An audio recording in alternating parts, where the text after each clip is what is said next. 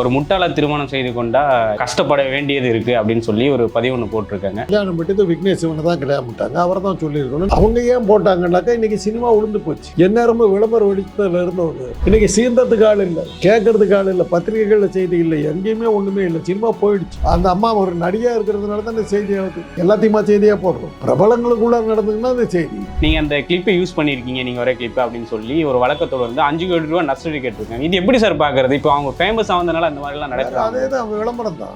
இன்னைக்கு பொழப்போம் இல்லை. இப்படியாவது மிரட்டியாவது ஒரு 5 பைசா 10 பைசா சம்பாதிக்கிறாங்க. அவங்க கொடுக்க போறதில்லை. விளம்பரத்தோடு அது நின்று போகுது.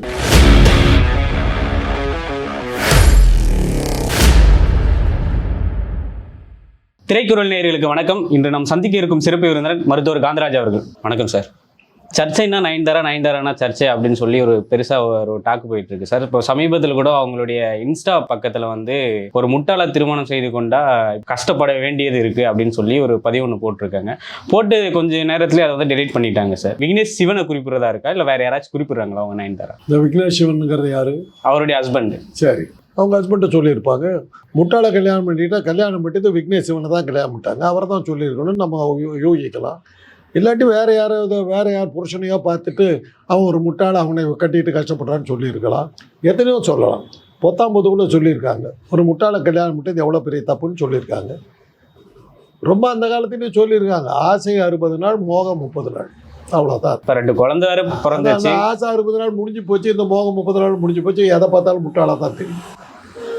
நாங்கள் அந்த காலத்தில் சொல்லுவோம், தாலிக்கு அப்பா அம்மா ஒரு ஆம்பளையோட மனசு எப்படி இருக்கும் அப்படிங்கிறதுக்கு நாங்கள் ஒரு உதாரணம் சொல்லுவோம். கல்யாணத்தில் உட்காந்துருப்பான், மனைவியாக போகிற பக்கத்தில் இருப்பான், கூட்டத்தை இப்படி பார்த்துக்கிட்டு இருப்பான்.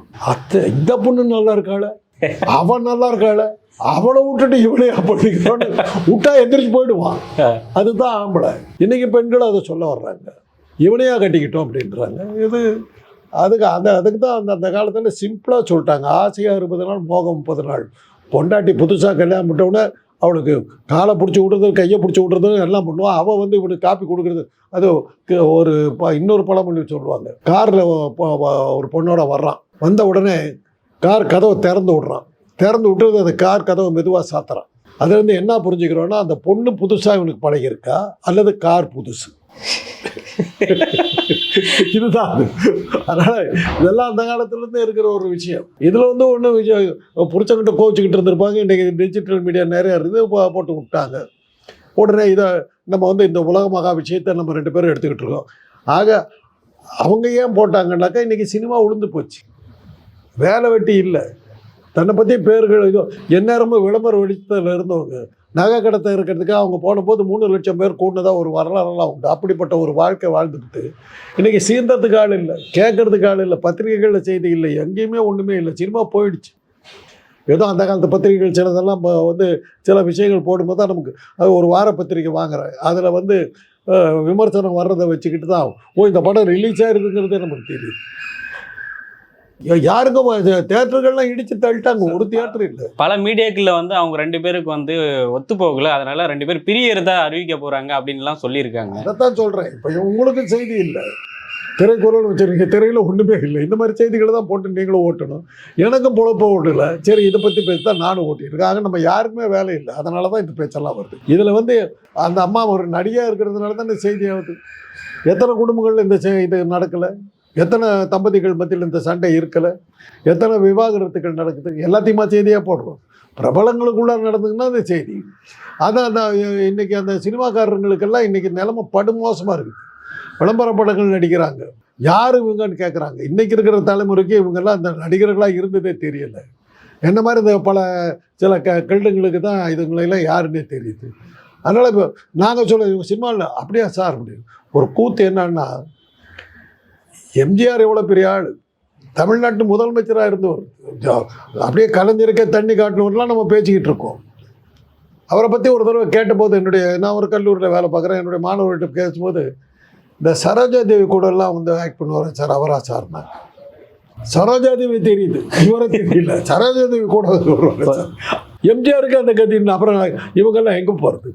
அதனால் இவங்களுக்கு வேறு வழி இல்லை. விளம்பரத்துக்காக ஏதோ ஒரு சில ஸ்டண்ட்டுகளை அடிக்கிறாங்க, போயிட்டுருக்குறாங்க. அது வாழ்த்து சொல்லும், பரவாயில்லம்மா, இதை வச்சுக்கிட்டு 2 டிவி சேனல் வந்து யூடியூப் வந்து பேசிட்டாங்க, ஏதோ ஓரளவுக்கு ஒரு வாரத்துக்கு ஓட்டுங்க பார்க்கலாம் அப்படின்னு. அதுக்கு மேலே என்ன பண்ண முடியும்? ஏற்கனவே தனுஷ் அவர்கள் வந்து ஒரு வழக்கை ஒன்று தொடர்ந்தார்.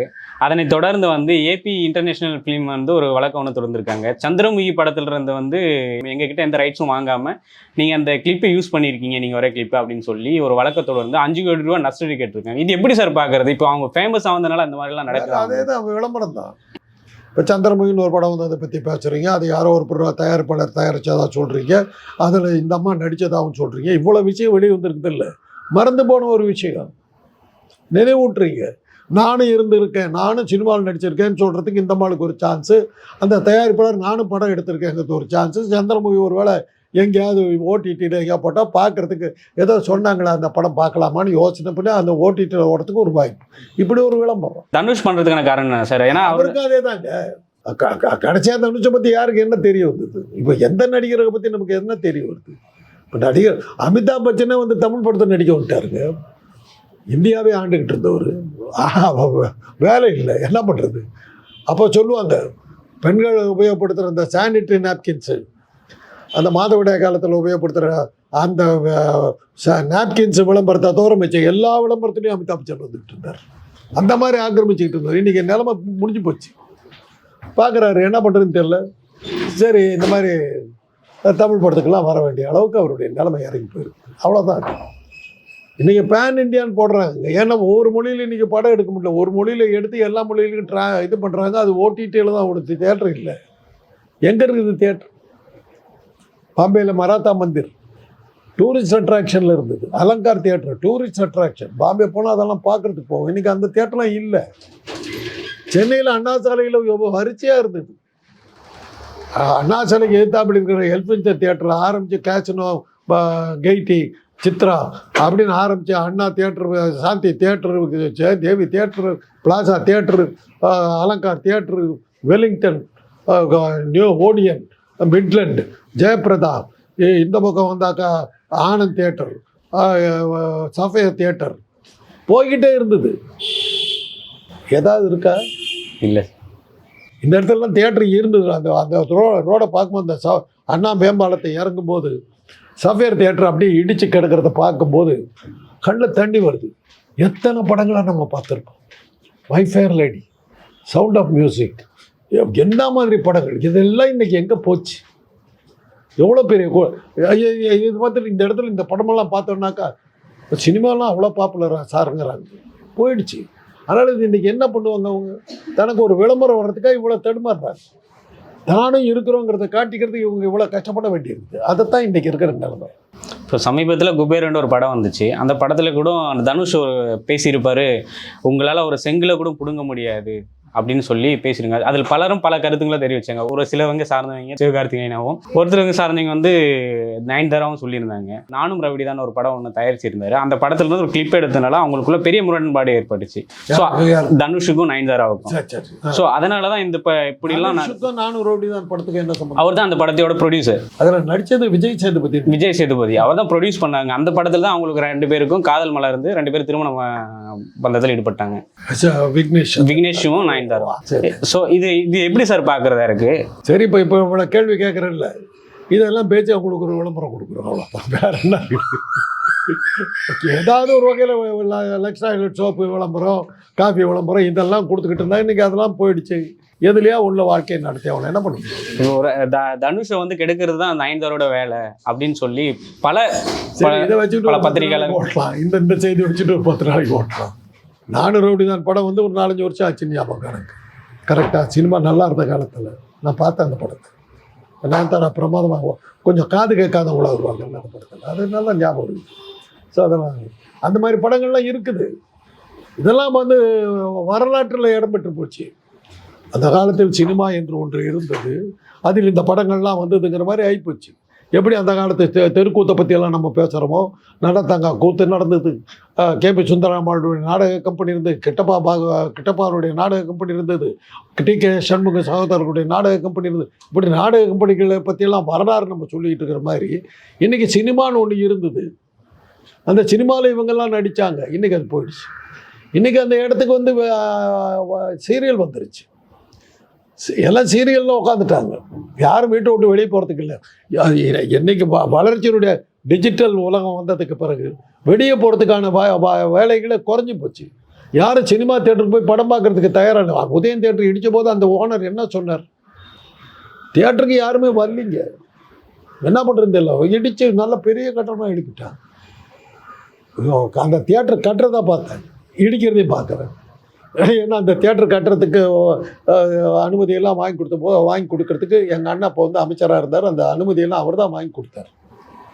அதனால் அந்த தியேட்டருக்கு எங்களுக்கு எப்போவுமே ஃப்ரீயாக நாங்கள் போய் படம் பார்ப்போம்.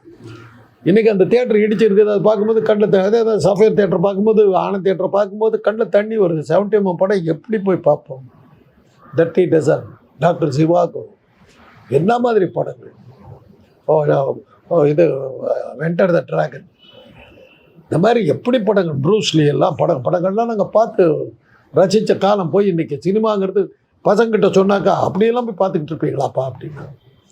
எங்கள் வாழ்க்கையோடு இணைந்ததாக இருந்தது சினிமா அந்த காலத்தில். ஆமாம், ஒரு துணி கடைக்கு போகிறோன்னாக்கா அந்த படத்தில் இந்த ஹீரோயின் கட்டியிருந்தாங்களா அதே மாதிரி படம் காட்டுங்க, அந்த கம்மல் போட்டுருந்தாங்களா அந்த மாதிரி கம்மல் இருக்குதா, அந்த மாதிரி ஏன் ஹேர் ஸ்டைல். அன்னைக்கு எனக்கு வந்து நான் சின்ன பையனாக இருக்கும்போது நான் பார்த்து ரசித்த ஒரு ஹாலிவுட் இது வந்துனாக்கா ஒரு இன்றைக்கும் வந்து ஹாலிவுட்டில் அவரை அடிச்சுக்கிறதுக்கு ஆள் கிடையாது. அமெரிக்காவுடைய ஹீரோவில் ஒருத்தர் எல்விஸ் பிரெஸ்லி, ஒரு சிங்கர். பள்ளிக்கூடத்தில் படிக்கும்போது பைத்தியமாக இருந்தோம். அதுவரையிலும் உட்காந்து பாடிக்கிட்டு இருந்தவங்க அல்லது நின்று பாடிக்கிட்டு இருந்தவங்க பாட்டுக்கு ஏற்ற மாதிரி நடனம் ஆட ஆரம்பிச்சது எல்விஸ் பிரெஸ்லி மூலமாக தான். அவர் தான் அந்த பாட்டுக்கு ஆடுவார், கிட்டாரை வச்சுக்கிட்டா டைன் டைன் டைன்னு அடிச்சுக்கிட்டு ஜெய் லவ்ஸ் ராக் அப்படின்னு வரும்போது சீட்டில் உட்கார முடியாது, எந்திரிச்சு அப்படியே கைகாலெலாம் ஆடிடும். பயங்கரமாக என்ஜாய் பண்ணி இந்த கிருதா வந்து இவ்வளோ நேரத்துக்கு வச்சார், அதை பார்த்து நாங்கள் வச்சோம். இந்த ஹேர் ஸ்டைல் அவருக்கு எல்விஸ் பிரெஸ்லி அப்படி காப்பி அடித்தோம். இன்றைக்கி நான் அதை மாற்றிக்கல. அமெரிக்காவுக்கு நான் போயிருந்த போது அந்த மெம்பிஸ்ங்கிற ஊரில் அவருடைய வீடு இருந்தது. எனக்கு அந்த ஊருக்கு சம்மந்தமே இல்லை. நான் போன இடத்துக்கு ட்ராவல் ஏஜென்ட்டை கேட்டு நாங்கள் கூட்டிகிட்டு போய் எல்விஸ் பிரெஸ்லி வீட்டை பார்த்துட்டு தான் வந்தேன். அந்த அளவுக்கு வெறியாக சுற்றினேன். அந்த மாதிரி இருந்தோம் நாங்கள் ஒரு காலம். இன்றைக்கி எல்விஸ் பிரெஸ்லின்னா யாருப்பா அப்படிங்கிறாங்க. ஆனால் அவங்க பாட்டெல்லாம் இன்றைக்கி அப்படியே இருக்குது. ஹாரி பெலஃபான்ட்டு அவரெல்லாம் உயிரோடு இருக்கிறாரு. கிளிஃப் ரிச்சர்டு இவங்கெல்லாம் அதெல்லாம் அந்த காலத்தில் வெஸ்டர்ன் மியூசிக்கில் நாங்கள் ரசித்த பாடல் அதெல்லாம் இருந்து இன்றைக்கி அதெல்லாம் கேட்கறதுக்கு யாரும் இல்லை. உங்கள் காலத்தில் இந்த மாதிரிலாம் நடந்திருக்குதா சார்? இந்த மாதிரி சர்ச்சைக்குரிய பேச்சுகள் இந்த மாதிரி நிறைய போகிறோம். இப்போ வந்து ஜெமினி கணேசனுடைய திருமணங்கள்லாம் வந்து அன்றைக்கி பெருசாக பேசப்பட்டது. சாவித்திரியோட அவருடைய தொடர்புகள், அவங்க 2 பேரும் கல்யாணம் பண்ணிக்குவாங்களா மாட்டாங்களாங்கிறது அதெல்லாம் இன்றைக்கி பெருசாக இருந்தது. அதே மாதிரி பல நடிகர்கள் மத்தியில் ஒரு காலத்தில் என்ன எப்படி ஃபீல் பண்ணோம்னாக்கா சிவாஜி பத்மினி கல்யாணம் பண்ணிக்கிட்டா நல்லாயிருக்கும்னு நாங்களாம் யோசித்தோம். அந்த அளவுக்கு அவங்க ஜோடி பொருத்தம் பிரமாதமாக இருந்தது. அதே மாதிரி எம்ஜிஆருக்கும் பானுமதிக்கும் மத்தியில் ஒரு அற்புதமான ஒரு ஜோடி பொருத்தம் இருந்தது. ஆனால் பானுமதி கல்யாணம் குழந்தை இருக்கவங்க, இன்னும் சொல்லப்போனால் கொஞ்சம் சீனியர் லேடி. அந்த சரோஜா தேவியோட எம்ஜிஆர் நாங்கள் இணைச்சி பார்க்கவே இல்லை. அப்போ ஜெயலலிதா விட அதிகமான படத்தில் இருந்தது. ஆனால் ஜெயலலிதா கிட்ட அவர் காட்டின ஆர்வம் வந்து சரோஜா கிட்ட காட்டல. பட் என்ன காரணத்தினாலே ஜெயலலிதா இருந்தாலும் கூட அந்த சரோஜா தேவி எங்களுக்கு ஏற்படுத்தின தாக்கம் வந்து ஜெயலலிதா ஏற்படுத்தலை. ஆனால் மிக அதிகமான படங்களில் வந்து ஜெயலலிதா அப்போ வந்து அவங்களுடைய மத்தியில் அவங்களுக்கு மத்தியில் என்ன உறவு இருக்குது இன்றைக்கு வரலுமே யாருக்குமே தெரியாது. ஏன்னா பார்த்தீங்கன்னா அவருடைய சமாதியில், எம்ஜிஆருடைய சமாதியில் ஜெயலலிதா இடம் கொடுத்துருக்காங்க. அவருடைய மனைவி, சொந்த மனைவி விஎன் ஜானகி, அவங்களும் நடிகை தான். அவங்களும் சீஃப் மினிஸ்டர். இன்னும் சொல்ல போனால் தமிழ்நாட்டினுடைய முதல் பெண் முதலமைச்சர் அவங்க தான். அவங்களும் இது பண்ணலாம், அவங்களை கண்ணமாப்பேட்டையில் எரிச்சு விட்டாங்க. இந்த மாளுக்கு இடம் கொடுத்துருக்காங்க. அவங்களுடைய உறவு என்னன்னு தெரியல. அந்த அளவுக்கு சினிமா இருந்தது. அப்படியெல்லாம் இருந்தது. அவங்களெல்லாம் அந்த சினிமாவை கிடைச்ச அறிமுகத்தை வச்சுட்டு அவங்க அரசியலை கூட ஏற்றுக்கிற அளவுக்கு நம்முடைய மக்கள் இருந்தாங்க. அந்த அளவுக்கு போனாங்க. இன்றைக்கி அது இல்லைங்கிறது வேறு விஷயம். அதனால் இன்னைக்கு அந்த மாதிரி அந்த அளவுக்கு மகோன்னதமாக இருந்த ஒரு வாழ்க்கை அப்படியே அந்த காலத்திலேயே எழுதலாம். ஆற்றங்கரையின் மரமும் அரசரிய வீட்டில் இருந்த வாழ்வும் விழுமென்றோ, அவ்வளோதான். ஆற்றங்கரையில் இருக்கிற மரம் ஆற்றுல வெள்ளம் வந்து அடிச்சுட்டு போயிடும். அதுபோல் அரசரிய வீட்டில் இருந்த வாழ்வும் மற்ற மன்னரெல்லாம் வணங்குகிற அளவுக்கு இருந்த வாழ்க்கை அப்படியே போனாலும் போயிடும். நடைமெலிந்து ஊர் நன்னினும் நன்வருந்தான். உடைநிலையில் ஏறி குஞ்சரம் ஊர்ந்தோர் நடைமெலிந்து ஊரூர் நன்னினும் நண்ணுவர். யானை மேலே அம்பாரி கட்டி ராஜா மாதிரி போயிட்டு இருந்தவங்கெல்லாம் எல்லாம் காலியாகி தெருவில் வந்து நடக்கிறது கூட முடியாமல் ஊர்ந்துக்கிட்டு போகிற மாதிரி நிலைமை வரலான்றாங்க. இன்றைக்கி சினிமா உலகத்தை சேர்ந்தவர்களுக்கு அந்த நிலைமை தான் வந்திருக்கு. எதையாவது பிடிச்சிக்கிட்டு எப்படியாவது விளம்பரம் தேடணும்னு வர்றாங்க. நீங்களும் எடுத்துக்கிறீங்க, எனக்கு வேலையில் இந்த மாதிரி வேலையிட்டு ஒரு அவங்க நம்ம போயிட்டு பர்மிஷன் வாங்காம அவங்களுடைய கிளிப்பை யூஸ் பண்றது தவறான விஷயம். அது அந்த காலத்தில் தான் அது ஒரு விளம்பரமாக இருந்தது. அன்னைக்கு ஒரு படத்தினுடைய பாடலை நம்ம பாடுறோம், அந்த இசையமைப்பாளருக்கு அது மரியாதை இல்லை. என்னுடைய பாடலில் எங்கே பார்த்தாலும் இவர் டிஎம் சௌந்தரராஜன் தான் சொன்னார், நான் ஒரு தடவை பாடுறேன், வானொலி திருப்பினா என் குரல் தினசரி கேட்குது, அதுதான் என் சினிமா பின்னணி பாடகனாக இருந்தது எனக்கு கிடைச்ச இதுன்னாங்க. இன்றைக்கி எப்படி போயிடுச்சுன்னா என் பாட்டை போட்டின்னு காப்பி ரைட்டு கொடுன்னு கேட்குற அளவுக்கு போயிடுச்சு. யாருக்கு லாஸு? நாளைக்கு அவங்க பாடாம விட்டவங்க எவனுக்கு தெரியும்? தொடர்ந்து அதாவது இன்னைக்கு இந்த படத்தை இப்போ நீங்கள் சொன்னது மூலமாக நானும் ரவுடி தாங்கிற படத்துக்கு ஒரு விளம்பரம் கொடுக்குறீங்க. ஓடிடியில் யாராவது ஒரு வேலை போட்டாங்கன்னா அந்த படத்தை பார்க்குறதுக்கு ஒரு இன்ட்ரெஸ்ட் வரலாம், இதை வச்சு ஒரு ஓடிடியில் ஓட்டலான்னு பார்க்குறாங்க, அவ்வளோதான். இப்போ நாமளும் வேறு விளம்பரம் கொடுத்துருக்கோம். இல்லை, தொடர்ந்து இப்போ தமிழ் சினிமாவில் காப்பிரைட்ன்ற ஒரு விஷயம் பெருசாக பேசப்படுது சார். இப்போ இளையராஜா சாராக இருக்கட்டும், இல்லை இப்போ தனுஷ் நயன்தாரா இருக்கட்டும், இப்போ யார் பாடல் யார் யூஸ் பண்ணுறதா, இளையராஜா சார் பாட்டாவே கூட யூஸ் பண்ணால் இப்போ காப்பிரைட் கிளைம் பண்ணுறாங்க. இதுக்கு முன்னாடி அந்த மாதிரி இருந்துச்சா? காப்பிரைட் அந்த காலத்தில் கேட்கல, ஏன்னா அன்றைக்கி பாடல்கள்லாம் ஒரிஜினலாக இருந்தது. ஒரு காலத்தில் ஹிந்தி பட பாடல்களை அப்படியே காப்பிடிப்பாங்க.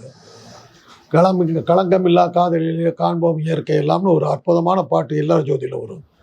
இந்த ககனிச்சலே அப்படின்னு ஒரு பாட்டு, ஊசி பட்டாசே வேடிக்கையா தீ வச்சாலே வெடி டமார் டமார், தோ திலுவாலே திலுக்க லகானா அச்சாக மெரு பகார் பகார்னு ஒரு பாட்டு, ஹிந்தி பாட்டு. இந்த மாதிரி பாட்டுகள், தண்டி ஹவாயேன்னு ஒரு பாட்டு, கொஞ்சம் புறாவேன்னு தமிழில். ஹிந்தி பாடல்களை அப்படியே காப்பிடிச்சாங்க. அது அதனால் ஆனால் அவங்க காப்பிரைட் கேட்கல. நம்ம பாட்டு தமிழ்நாட்டில் பாப்புலர் ஆகுது, இது அப்படியே விட்டாங்க. அதெல்லாம் அவங்க காப்பிரைட்டை கேட்கல, அவங்களுக்கு கிடைச்ச விளம்பரமாக எடுத்தாங்க. அதை இன்றைக்கி பொழப்போ இல்லை, இப்படியாவது மிரட்டியாவது ஒரு 5 பைசா 10 பைசா சம்பாதிக்கலாம். அவங்க கொடுக்க போகிறதில்ல, விளம்பரத்தோடு அது நின்றுக்கு போகுது. இந்த கேஸை பற்றி போடும்போதெல்லாம் அந்த வழக்கு என்ன ஆகுன்னு நீங்கள் திரும்பி விளம்பரம் கொடுப்பீங்க, அவ்வளோதான் நடக்கும். இல்லை, இந்த காப்பிரைட் இஷ்யூன்றது தமிழ் சினிமாவில் தொடர்ந்து வந்துட்டு இருக்கா? இப்போ சமீப காலங்களில் தான் தொடங்கிட்டு இருக்கு. காப்பிரைட் அந்த காலத்துல சிலதெல்லாம் இருந்தது, இல்லாமல் இல்லை, இருந்தது. பட் இவ்வளோ பெருசாக இல்லை.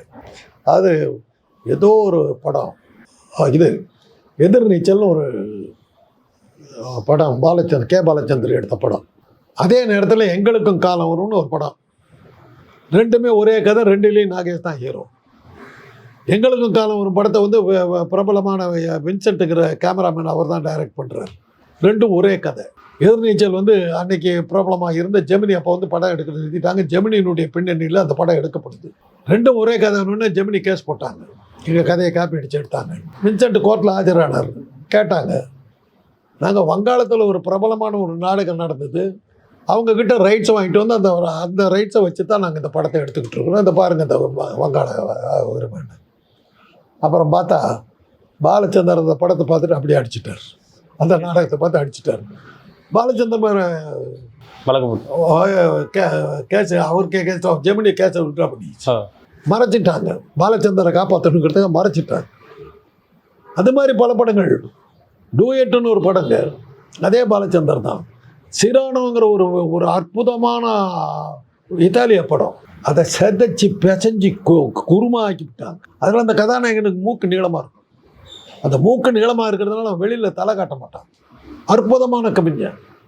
அந்த கவிதையை பார்த்துட்டு அவர் ரசித்து இது பண்ணுறா தான் ஃப்ரெண்டு மூலமாக அந்த கவிதையை அனுப்புகிறான். அந்த ஃப்ரெண்டு ஏமாத்துறான். இந்த படம் மாதிரியே நான் தான் எழுதுனேன்னு ஏமாத்துறேன். அதை அப்படியே எடுத்து இவர் பிரபு குண்டா இருக்காரு சொல்லி குண்டுன்னு மாற்றி விட்டு இந்த சிரானோ படம், அந்த வார்த்தைகள், அந்த வசனம், இட்டாலிய படம் சப்டைட்டிலில் போட்டாங்க டைலாக் மாதிரி. அற்புதமான படம், மறக்க முடியாத படம். அதை பிசைஞ்சு எடுத்தாங்க. கேட்டாங்க எப்படியா எடுத்தேன்னு ஒரு கேஸ் போடுறதுக்கு வந்தாங்க. அப்புறம் காம்ப்ரமைஸ் ஆக்கிச்சு. ஸ்லெண்டர் த்ரெட்டுங்கிற ஒரு படம், தாமரை நெஞ்சங்கிற படத்தில் அதனுடைய கிளைமேக்ஸ் அப்படியே எடுத்து போட்டாங்க. அவங்க கேட்டாங்க எப்படியா போட்டேன்னு கேட்டாங்க. இதெல்லாம் வந்ததப்போ, ஆனால் பெருசாக கண்டுக்கல. அதில் என்னன்னாக்கா என் ஃபில்ம் பைன்னு போட்டுக்குவாருங்க, இவனுக்கு எடுத்த மாதிரி. அதான் அந்த துணிச்சல் நம்ம ஆளுங்களுக்கு தான் இருக்குது. அடிக்கிறது காப்பி, இவங்க எடுத்த மாதிரி போட்டுக்குவாங்க. அதெல்லாம் பண்ணிகிட்டு இருந்தாங்க. ஆனால் அன்றைக்கி யாரும் சட்டப்படலை. இவங்க இப்போ இந்த காப்பிரைட் எல்லாம் கேட்குறாங்கன்னாக்க இவங்களை பற்றி செய்தி இல்லை, அதை இதையாவது செய்தியாக்கி இது மூலமாக நம்ம பேர் 4 நாளைக்கு வரட்டுன்றதுக்காக பண்ணுறாங்க. நாமளும் அதை தகுந்த மாதிரி நாமளும் அவங்களுக்கு விளம்பரம் கொடுத்துட்டு போவோம். ஒரு காலத்தில் நம்மளை என்டர்டெயின் பண்ணவங்க, அவங்களுக்கு ஒரு நன்றி இதெல்லாம் நம்ம செய்வோம், தப்பு இல்லை, ஒன்றும் இல்லை. ஏபி இன்டர்நேஷனல் ஃபிலிம் வந்து இப்போ 5 கோடி ரூபா வழக்கு தொடுத்துருக்காங்க. இது எப்படி சார் இப்போ போகும்னு நினைக்கிறீங்க? அது வழக்கு போயிட்டு இருக்கோம். கேஷ் வரும்போதெல்லாம் நம்மளும் நீங்கள் நானும் உட்காந்து பேசிக்கிட்டு இருப்போம், இதே தான் பேசிக்கிட்டு இருப்பேன். அதுக்குமா அப்போ அந்த படத்தை எங்கேருந்து பார்த்து எடுத்தாங்கன்னு யாருக்கு தெரியும்? கொரியன் படங்களை தான் இன்றைக்கி நிறைய படங்களை வந்து காப்பிடிச்சு எடுத்துக்கிட்டு இருக்காங்க. ஒரு காப்பானுங்கிற படம் ஒன்று வந்ததுங்க, சூர்யா நடித்தது. அதில் ஒரு பாட்டு, ஒரு அற்புதமான பாட்டு, டான்ஸு சைஷாவும் அவரும் ஆடுவாங்க. நான் ரொம்ப ரசித்து கேட்டுக்கிட்டு இருந்தேன். பார்த்தா ஒரிஜினல் வந்து இட்டாலியன் மியூசிக். என் பசங்க வந்து இந்த சார் அந்த பாட்டுன்னு போட்டானுங்க, ஒன்றும் புரியல. அப்படியே காப்பி பண்ணி அப்படியே போட்டாங்க. அவங்களுக்கு இந்த மாதிரி ஒரு தமிழ்நாட்டில் இந்த மாதிரி காப்பி அடிச்சிருக்காங்க, அவங்களுக்கு தெரியாது. அவ்வளோ ஃபேமஸ் அந்த பாட்டு, அவ்வளோ அற்புதமான பாட்டு. அவங்களுக்கெல்லாம் தெரியாது, கண்டுக்கல, விட்டாங்க. காப்பிரைட்டில் வந்து ஒரு ஸ்டுடியோவுக்கு அந்த ப்ராப்ளம் வந்தது. இங்கே வந்து இப்போ சாரதா ஸ்டுடியோன்றது மூடிட்டாங்க. அப்புறம் வந்து அதுக்கு முன்னாடி அந்த மெஜஸ்டிக் ஸ்டுடியோ வருது. முதல்ல ஒரிஜினல் பேர் வந்து பேரமௌண்ட் ஸ்டுடியோன்னு வச்சுருந்தாங்க. பேரமௌண்ட்டுங்கிறது வந்து ஹாலிவுட்டில் மிக ஃபேமஸ் கம்பெனி. பேரை எடுக்கிறியா உள்ள தள்ளிட்டானாங்க, எடுத்துட்டான். அப்புறம் தான் அந்த மெஜஸ்டிக்காக மாற்றி அப்புறம் வந்து பேரமௌண்ட் தமிழில் இருந்துச்சு இல்லை சார்? பேரமௌண்ட் அந்த அதான் பேர் நேம் போட்டு பேரமௌண்ட் ஸ்டுடியோன்ற பேரில் ரொம்ப நாள் எடுத்துக்கிட்டு இருந்தேன். ஒரு 5-6 வருஷம் ஓடிடுச்சு. அதுக்கப்புறம் தான் வந்து கேஸ் போட்ட உடனே பேரை மாற்றிட்டு மெஜஸ்டிக்னு மாற்றி அப்புறம் வந்து சாரதா ஸ்டுடியோன்னு மாறிச்சு. இதெல்லாம் இருக்குது, எல்லாமே இருக்குது. அதெல்லாம் காப்பிரைட் வந்து பல விஷயங்கள் நடந்திருக்குது. அபூர்வ சகோதரர்கள்னு ஒரு அந்த காலத்தில் எம்கே ராதா நடித்து ஜெமினி எடுத்த படம், அதனுடைய ஒரிஜினல் வந்து கார்த்திகன் பிரதர்ஸ். அதை பார்த்து அப்படியே எடுத்தாங்க. அதெல்லாம் அந்த காலத்தில் இருந்த man in the iron mask அப்படிங்கிற அலெக்சாண்டர் டூமாஸனுடைய நாவல். அது வந்து மேன் இன் த அந்த அது வந்து நாவலாக வந்தது. டக்ளஸ் ஃபேர்பேங்க்ஸுங்கிற ஒரு பிரபல நடிகர் நடித்த படம். அதை தான் தமிழில் வந்து உத்தமபுத்திரன் எடுத்தாங்க. முதலாக அந்த உத்தமபுத்திரனை எடுத்து வந்து சேலம் மாடர்ன் தியேட்டர்ஸ். இந்தியாவிலேயே முதன் முதலாக ரெட்டை வேடத்தில் ஒரு கதாநாயகன் நடித்த படம் உத்தமபுத்திரன். பியு சின்னப்பா தான் நடித்தார் ரெட்டை வேடத்தில். அப்போ ஜனங்க என்ன நினச்சிட்டாங்கன்னா, பியு சின்னப்பா ஒரு அதிசய மனிதர், நினச்சா 2ஆக வருவார். கேமரா ட்ரிக்குங்கிறது தெரியல. அப்போ வந்து அதை அந்த கேள்வி கேட்டபோது அவங்க காப்பிரைட்டுக்கு காசு கொடுத்து ரைட்ஸ் வாங்கி எடுத்தாங்க. இது மாதிரி நிறைய இருக்குது, சொல்லிகிட்டே போகலாம், எவ்வளோ சொல்கிறோம். இல்லை சார், இப்போ நயன்தாரா வந்து அவங்களுடைய கல்யாண ஆல்பத்தை டாக்குமெண்ட்ரியாக நெட்ஃப்ளிக்ஸில் வெளியிட்டதுக்கு பிறகு தான் அனுமதி இல்லாமல் தனுஷ் ஒரு வழக்கு தொடுக்கிறாரு. இப்போ வந்து சமீபத்தில் இப்போது ஒரு 2-3 நாட்கள் முன்னாடி தான் ஏபி இன்டர்நேஷனல் ஃபிலிமுக்கு ஒரு வழக்கு தொடுக்குது. இப்போ தனுஷ் தொடர்ந்து இவங்க போடுறாங்க. இன்னும் இப்போ தொடர்ச்சி ஏதாச்சும் வழக்கு நடக்க வாய்ப்பு இருக்குது. ஒரு விளம்பரம் தேடிட்டாங்க. அந்த கல்யாண ஆல்வா இதை வாங்கி பார்க்குறதுக்கு நிறைய பேர் பார்ப்பாங்க. அவருடைய ட்விட்டரில் இதில் எல்லாம் போட்டு பார்த்தா அதில் ஒரு வியூவர்ஷிப் கிடைக்கும். அதில் வந்து நயன்தாரா அவருடைய கல்யாணங்கிறது அந்த காட்சி வந்து பல பேர்த்துக்கு விளம்புறாங்க. அவ்வளோதான் அவங்களுடைய லட்சியம். அதுதான் ஒரு கான்ட்ரவர்சியை கிளப்பினாக்கா அது உடனே மக்களுடைய ஆர்வத்தை தூண்டு, அது 10 பேர் பார்ப்பாங்க. நம்ம கல்யாண ஆல்பம் அத்தனை பேர்த்து போய் சேரும்.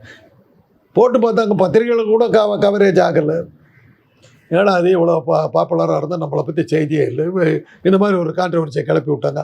5 கோடி ரூபா வாங்குற அளவுக்கு அதில் என்ன ஆச்சு அப்படின்னு பார்க்குறதுக்கு 10 பேர் பார்ப்பாங்க. 10 வியூவர்ஸ் கிடைக்கிது இல்லை, அதுதானே ஒரு லாபம். மக்கள் மத்தியில் நிற்கிறாங்கல்ல, அதுதான் லாபம். உங்கள் நேரத்தை ஒதுக்கி எங்களுமே கருத்துங்களை பகிர்ந்ததுக்கு மிக நன்றி சார்.